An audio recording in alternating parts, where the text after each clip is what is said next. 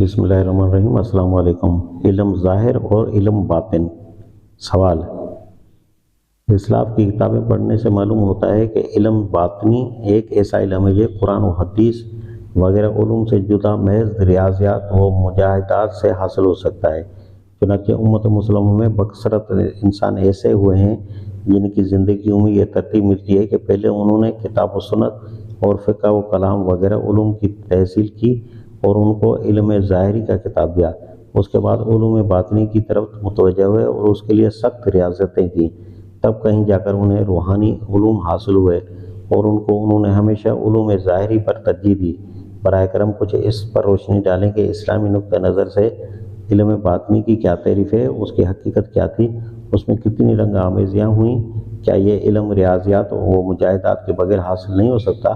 اور کیا علوم ظاہری کی تحصیل کے بغیر بھی یہ علم حاصل ہو سکتا ہے؟ جواب: آپ کا سوال بہت تفصیل طلب ہے۔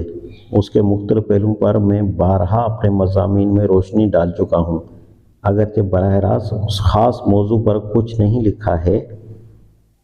ظاہر سے مراد اگر احکام شریعت ہوں اور باطن سے مراد حکمت دین، یا ظاہر سے مراد احکام شریعت کی تعمیل ہو اور باطن سے مراد یہ ہو کہ آدمی اس پر اعتقادی و اخلاقی روح کو سمجھے اور اپنے نفس اور سیرت و کردار میں اسے جاری و ساری کرے جو احکام شرعی کی تعمیل میں در حقیقت مطلوب ہے، تو یقیناً ظاہر اور باطن کی یہ تفریق درست ہے، لیکن اس تفریق کے لحاظ سے باطن کا سرچشمہ بھی وہی ہے جو ظاہر کا سرچشمہ ہے، یعنی خدائی کتاب اور اس کے رسول صلی اللہ علیہ وسلم کی سنت، یہی تلاوت قرآن، یہی مطالعہ سیرت پاک اور یہی سلم و صلوات اور دوسرے شرعی احکام جن کی طرح ظاہری کی اصلاح کے لیے کافی ہیں، اسی طرح باطنی کی تکمیل کا ذریعہ بھی ہیں۔ اس غرض کے لیے ان چیزوں سے الگ کسی مجاہدہ و ریاضت کی ضرورت نہیں ہے۔ لیکن اگر باطن سے مراد وہ فلسفے ہیں جو یونان اور روم اور ایران اور ہند سے آئے اور تصوف کے نام سے مسلمان میں رائج ہو گئے، تو وہ چاہے جس چیز کا باطن بھی ہوں، بہرحال اسلام کا باطن تو نہیں ہے۔ جو مشقیں اور ریاضتیں اس غرض سے کی جاتی ہیں کہ ان فلسفوں کی روح سے جس شے کو حقیقت سمجھا گیا ہے اس کا مشاہدہ حاصل ہو اور آدمی کشف اور خرق عادت اور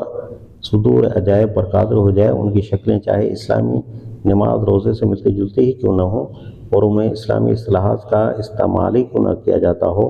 بہرحال وہ اسلامی عبادت کی تعریف میں نہیں آتی، کیونکہ ان کی غرض اسلامی عبادت کی غرض سے اور ان کا ضابطہ سنت نبوی کے مقرر کردہ ضابطے سے مختلف ہے۔